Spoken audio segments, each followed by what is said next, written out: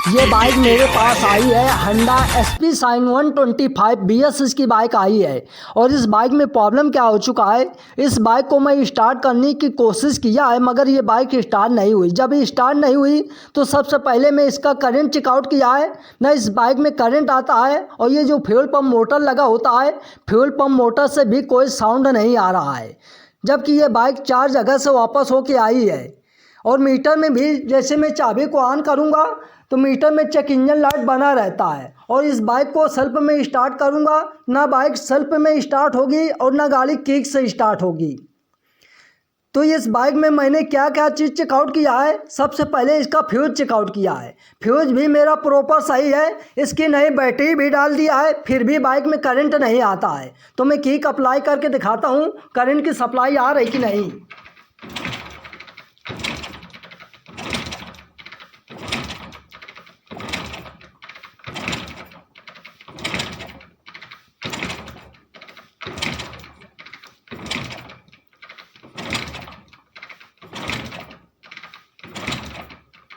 तो बिल्कुल भी करंट की सप्लाई नहीं आ रही है, चाहे जितना मैं किक यूज करूं।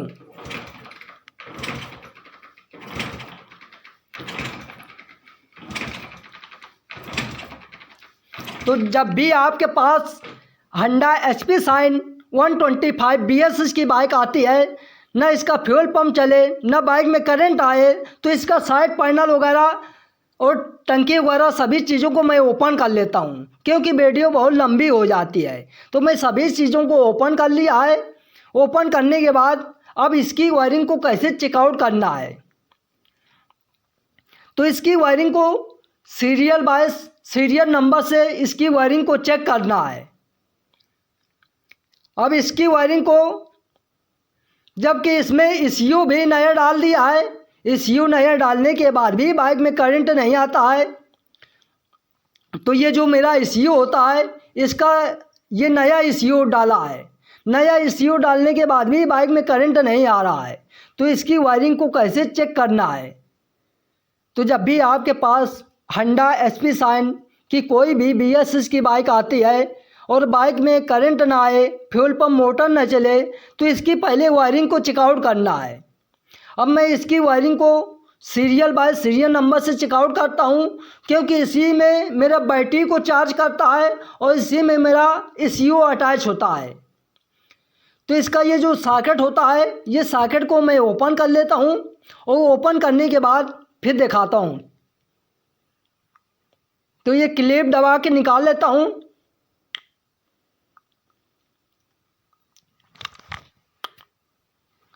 तो ये सॉकेट को निकालने के बाद इसमें बहुत सारे वायर अटैच रहते हैं।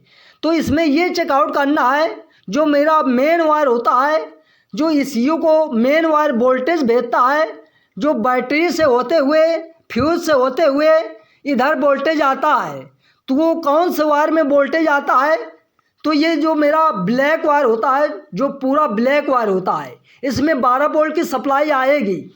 तो मैं मल्टीमीटर को 20 वोल्ट पे सेट करके रखा है। तो मल्टीमीटर का ये तीसरे नंबर में वायर है, मेरी बात समझने की कोशिश करें। तो तीसरे नंबर में वायर मल्टीमीटर का एक वायर अटैच कर लेते हैं और मेरी चाबी ऑन कर लेना है।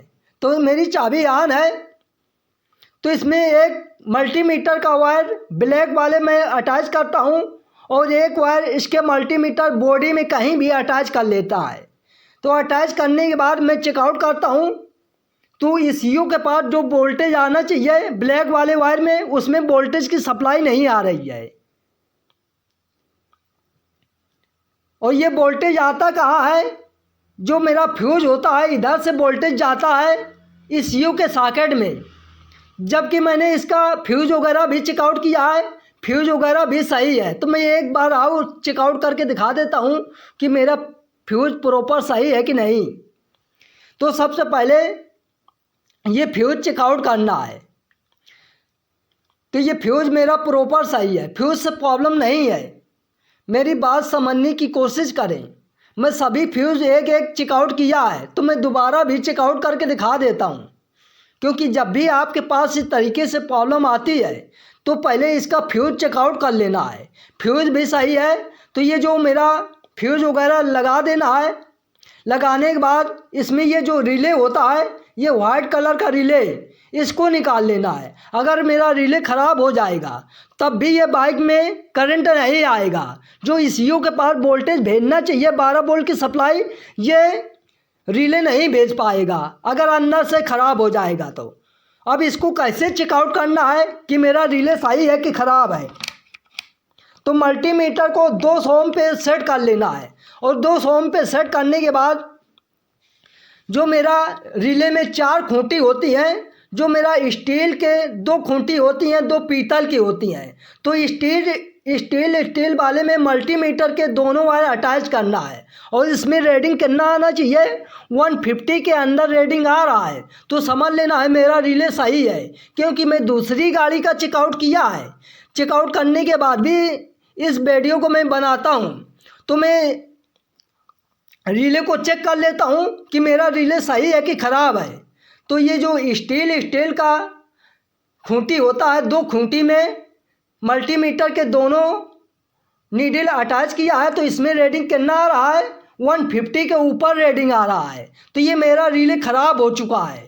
क्योंकि मेरे पास काफ़ी बार कई गाड़ी ऐसे आई हैं तो मैं इसी तरीके से चेकआउट किया है। अब इसमें मैं नया रिले डाल लेता हूँ। ये मेरा नया रिले है।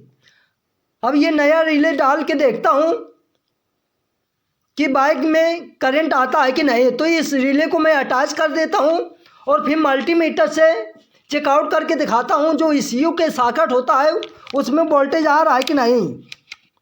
तो मल्टीमीटर को 20 वोल्ट पे मैंने सेट कर लिया है। अब उसी वायर में एक बार मैं और चेकआउट कर लेता हूँ, क्योंकि मैं नया रिले डाल दिया है। तो ब्लैक वाले वायर में अटैच किया है, तो इसमें 12 वोल्ट की सप्लाई आ रही है। और इसमें क्यों 12 वोल्ट की सप्लाई नहीं आ रही थी, क्योंकि मेरा रिले ख़राब हो चुका था, अंदर से शॉर्ट हो चुका था। और शॉर्ट हो जाने के कारण ECU के पास वोल्टेज की सप्लाई नहीं आ रही थी। और सप्लाई ना आने की वजह से इस बाइक में करंट नहीं आ रहा। अब ये सॉकेट लगाने के बाद अब चेक करेंगे कि बाइक में करंट आ रहा है कि नहीं। अगर फिर भी बाइक में करंट ना आए तो ये समझ लेना है मेरा ECU ख़राब हो चुका है। तो मैं आपको इसमें किक अप्लाई करके या सेल्फ अप्लाई करके चेकआउट कर लेता हूँ। तो मैं चाबी को ऑन कर दिया है। ऑन करने के बाद अब किक अप्लाई करूँगा और इसमें करंट देखता हूँ करंट आता है कि नहीं। मेरी बात समझने की कोशिश करें। तो इसमें प्रॉपर करंट आ रहा, तो मैं लाइट को बंद कर दिया है। आप करंट देखिए, प्रॉपर करंट आ रहा था। तो इस बाइक का इसका प्लग वगैरह सभी चीज़ों को मैं अटैच कर लेता हूँ। फिर बाइक को स्टार्ट करके दिखाता हूँ कि मेरी बाइक स्टार्ट होती है कि नहीं। तो जैसे इस बाइक को मैं सभी चीज़ों को अटैच कर दिया है, अब किक से स्टार्ट करता हूँ। ये बाइक मेरी एक किक में स्टार्ट हो चुकी है। तो जब भी आपके पास कोई भी Honda HP Shine DX की बाइक आती है और उस बाइक में करंट नहीं आता है, ना फुल पर मोटर चले, तो इसकी सीरियल बाय सीरियल नंबर से वायरिंग को चेकआउट करना है।